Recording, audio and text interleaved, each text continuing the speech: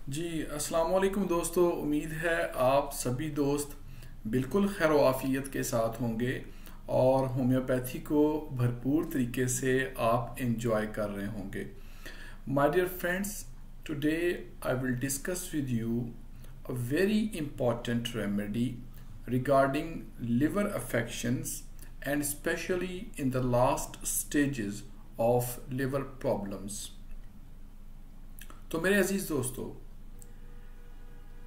जब लिवर की प्रॉब्लम्स जो हैं वो क्रॉनिक हो जाती हैं और डिफरेंट पैथोलॉजीज जो हैं वो लास्ट स्टेज में चली जाती हैं लिवर की, तो मैं आपको यहाँ पर एक बहुत ही वंडरफुल दवा बताना चाहता हूँ। लेकिन उसकी अपनी एक कुछ इंडिकेशंस हैं, कुछ साइन एंड सिम्टम्स हैं। और मेरे अजीज दोस्तों, आपको पता है कि होम्योपैथी में तमाम मेडिसिन्स जो हैं वो जो हैं वो इंडिविजुअलाइजेशन की बेस के ऊपर प्रेस्क्राइब की जाती हैं। कोई भी स्पेसिफिक रेमेडी जो है वो स्पेसिफिक प्रॉब्लम के लिए प्रेस्क्राइब नहीं की जाती है। It is the beauty of homoeopathy that we follow the law of सिमिलिया सिमिलीबस क्योरेंटर। लेकिन मैं आपको एक ऐसी रेमेडी की तरफ जो है वो आज तवज्जो दिलाऊंगा कि मैंने देखा है कि जब लिवर की प्रॉब्लम्स जो हैं वो बहुत पुरानी हो जाती हैं, बहुत सीवियर हो जाती हैं, बहुत क्रिटिकल हो जाती हैं और लास्ट स्टेजेस में चली जाती हैं, तो ऐसी स्टेजेस के ऊपर अक्सर औकात जो है वो पेशेंट्स को ब्लैक स्टूल्स आना शुरू हो जाते हैं, काले पखाने आना शुरू हो जाते हैं। तो जब पेशेंट को काले पखाने आना शुरू हो जाएं तो ये जो दवा मैं आपको बताने जा रहा हूँ ये आप वहाँ पर प्रेस्क्राइब करेंगे, और वो दवा है लेप्टेंड्रा।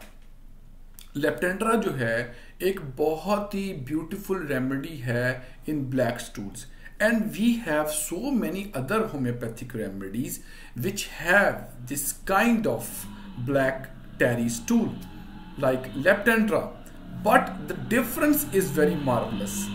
And my dear friends, difference जो है इसका बाकी रेमेडीज के साथ, it is very unique and marvelous and uncommon.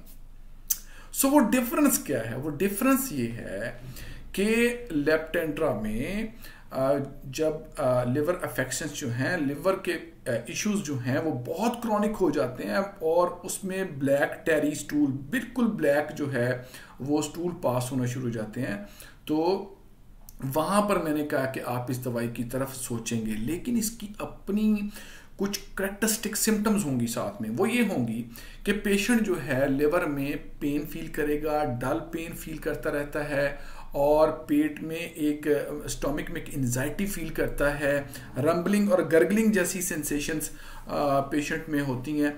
लेकिन पेशेंट को स्टूल पास करने की अर्ज होती है और वो स्टूल पास करता है, जो कि बहुत थोड़ी मिकदार में नहीं होता आर्सेनिक की तरह, वो बहुत ज़्यादा मिकदार में होता है। और स्टूल पास करने से पेशेंट जो है उसकी अलामात जो हैं वक्ती तौर पर पेशेंट को रिलीफ आ जाता है।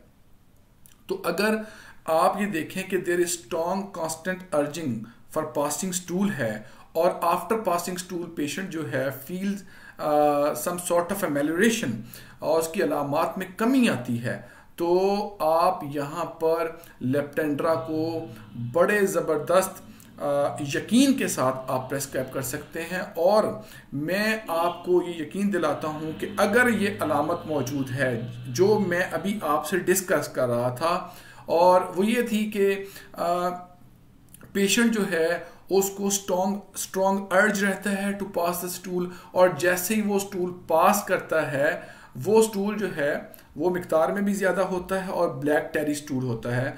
तो ऐसा स्टूल पास करने के बाद पेशेंट की जो गैस्ट्रिक सिम्टम्स हैं, जो लिवर की पेन है, वो बहुत हद तक जो है वो कम हो जाती है। तो it's a very wonderful and marvellous symptom which I have discussed with you regarding Leptandra medicine. So उम्मीद करता हूँ कि आप इस सिम्टम को और इस मेडिसिन को याद रखेंगे और लिवर की लास्ट स्टेजेस में ये मेडिसिन आपको इन सिम्टम्स के तहत बहुत ही वंडरफुल बेनिफिट देगी माय डियर फ्रेंड्स।